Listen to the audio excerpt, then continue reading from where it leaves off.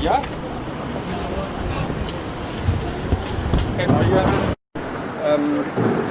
What was today's proceedings? Well, this morning we heard the testimonies and witness statements being read into the court records from many who are testifying on behalf of Julian Assange. We heard from distinguished journalists like Patrick Coburn about the importance of the revelations and the journalistic side of the revelations in 2010 and 11. We heard from Ian Cobain. We heard from Stefania Morizzi, who cooperated on the release, who is a mathematician and an expert in cryptography, about the extreme care that was taking handling of material. We also heard a testament about what could await Julian if he's extradited, an analysis from the expert on a jury pool in the Eastern District of Virginia, which basically means that the jury pool will be taken from a population where 80% of everybody is either working directly for U.S. government agencies or indirectly through government contractors. So, I mean, there's a reason why the case is prepared there, and the simple reason is Julian will not stand a chance of getting any justice with this kind of jury pool, and actually history supports that nobody gets off if he gets on trial there. There is no justice to be had there. We also heard from Noam Chomsky. His witness statements was read into the court records. His support for Julian and the importance of his courageous acts and the fact that he is doing a public service on a basis of a very clear political ideology. But I think the most important testimony this morning were read into the records were from two anonymous witnesses from Spain who have been granted anonymity by the Spanish courts because of a criminal proceedings there, and that was extended to the courts here in London. Those two witnesses are from the company, former employees of the company who were overseeing security in the Ecuadorian embassy, UC Global, and their testimony was shocking. And this was not contested by the lawyers for the opposition, by the US lawyers. The testimony was along the line that the owner of UC Global basically made a pact with intelligence agencies in the United States. This went via a casino magnate in Las Vegas, Sheldon Adelson, who paid the bill, but the information was provided to the Americans and the US agencies. They were spying on Julian Assange in the Ecuadorian embassy with sophisticated techniques that was upgraded. Cameras who were not with microphones were upgraded to include microphones. There were stickers put in the window panels of the Ecuadorian embassy to facilitate the audio recording from laser beamed microphones that the US intelligence had installed outside the embassy and could pick up vibrations from the windows and thereby listening in. The witness statements also were along the line that they got instructions from the United States that spying should be specially stepped up on all meetings Julian had with his lawyers. And that is recording the meetings, and also because the lawyers had to leave behind their phones and their computers to basically copy these gadgets and send everything overseas to the US. This is the most serious aspect of the spying, to spy on legally privileged conversation between Julian and his lawyers. And that alone should suffice in showing that this can never be a fair case in any respect.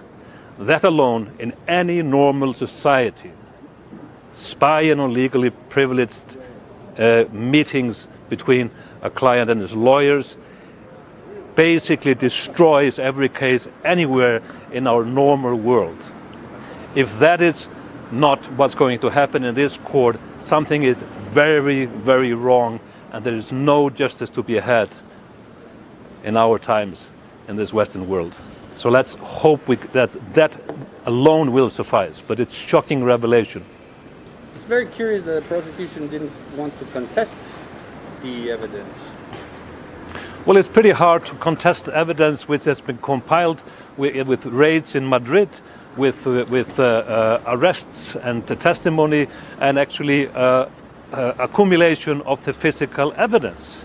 Because the Spanish courts have the recordings, they have the audio recordings, they have the video recordings, they have the images of the opened up computers of journalists and other lawyers, and so the evidence is overwhelming. How on earth are you going to contest it? It's there. Thank you.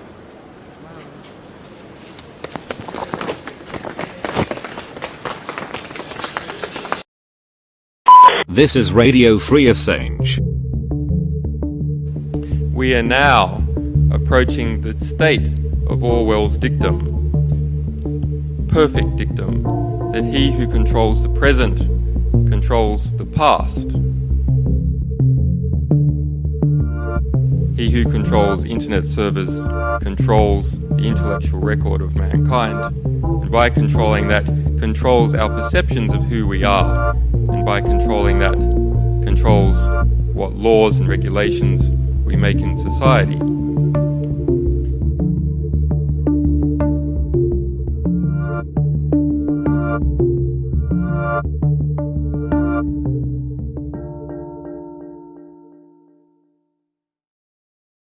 This is Radio Free Assange. They are about to take every right away from you. You will not be able to fight for any other cause. We are talking about the fundamentals here. We must fight against the extradition. We must save Julian Assange.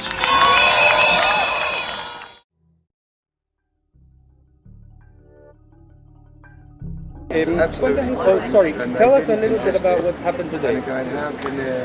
Well, various testimonies were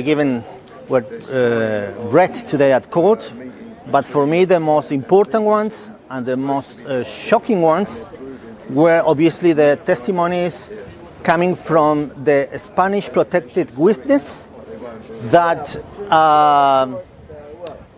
basically are whistleblowers from UC Global Company in charge of the security of the Ecuadorian embassy. They have provided testimony about the atrocious spying going on in the last years in the Ecuadorian embassy on behalf of the United States intelligence agencies.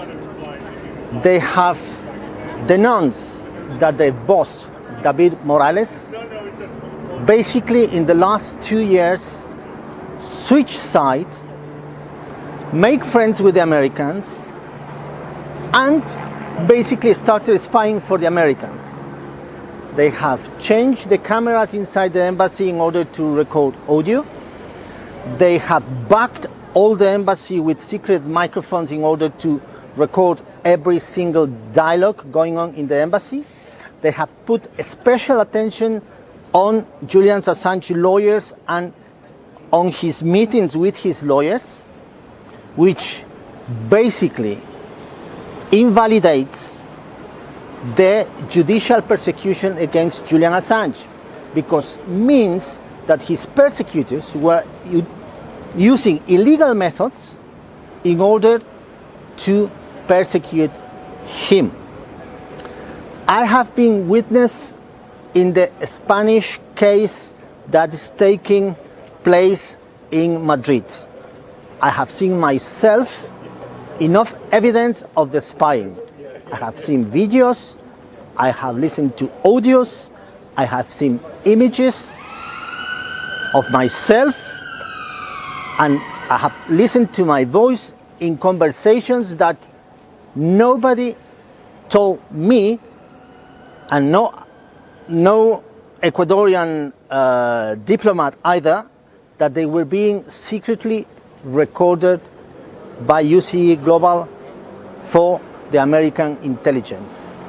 The whistleblowers today said that they not only backed the inside of the embassy, but they put a special equipment on the embassy windows in order to allow the US intelligence agencies to listen from distance what was happening inside the embassy by using sophisticated laser microphones.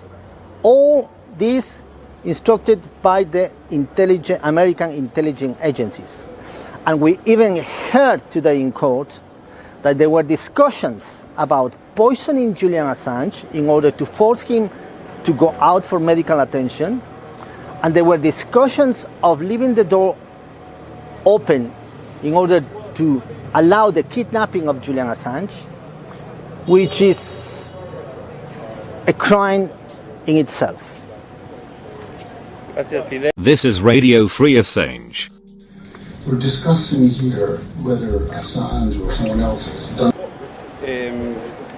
Cuando quieras, mi compadre, ¿qué pasó?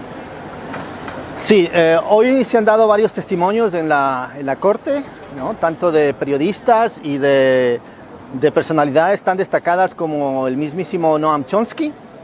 Sin embargo, los testimonios más impresionantes y creo que relevantes para el destino de este caso han sido los testimonios de los denunciantes de la compañía UC Global, que han básicamente atestiguado que estuvieron espiando ilegalmente, secretamente, en el interior de la Embajada del Ecuador a Julian Assange, a sus abogados, a sus visitas y al resto de personal que laborábamos dentro de esa embajada.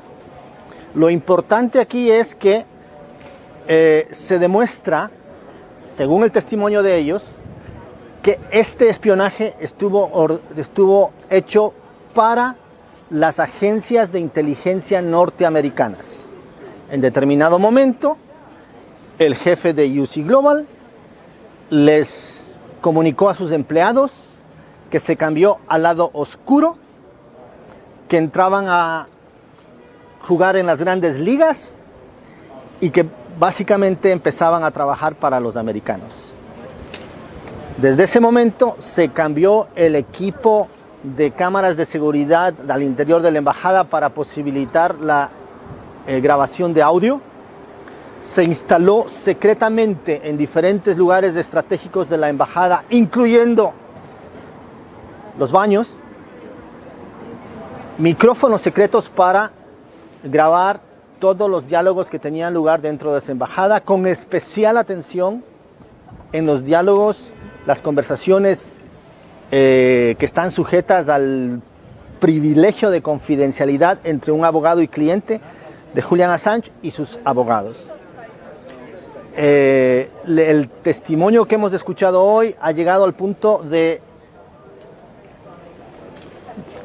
que aparentemente hubieron discusiones, hubieron planes para envenenar a Julian Assange y obligarlo a salir de emergencia por atención médica o asesinarlo, lo cual en sí ya sería un crimen. De dejar inadvertidamente, supuestamente abierta la puerta de la embajada para permitir su secuestro por parte de los americanos.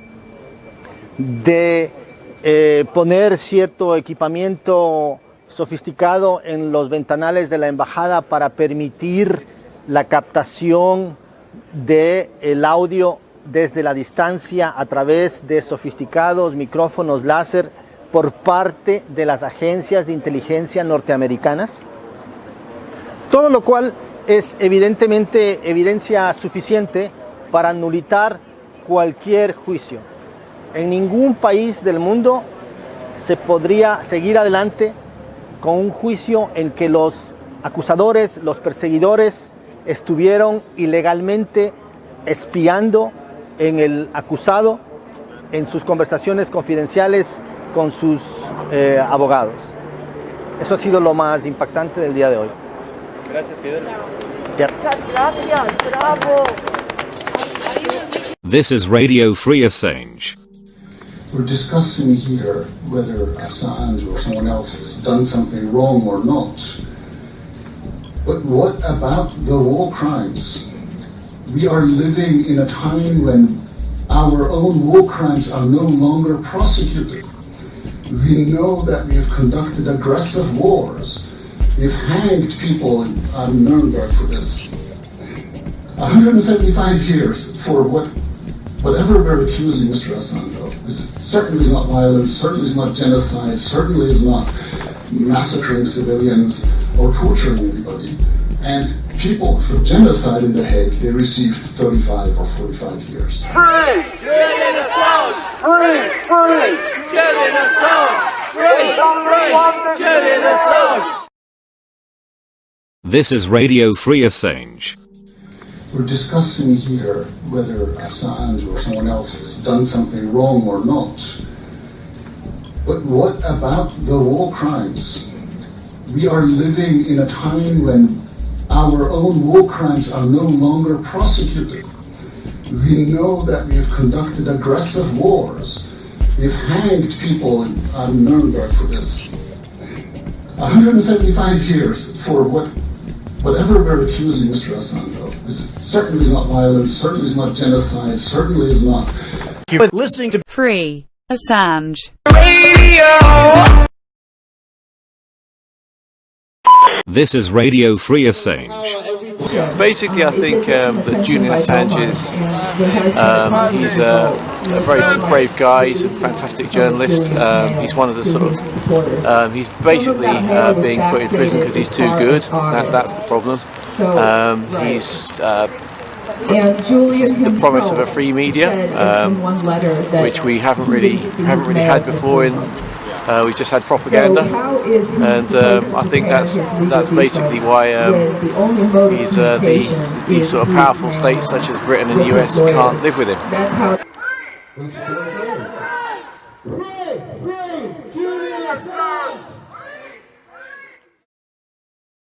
This is Radio Free Assange. Free! Julian Assange! No extradition! This is Radio Free Assange. Journalism is not a crime. Free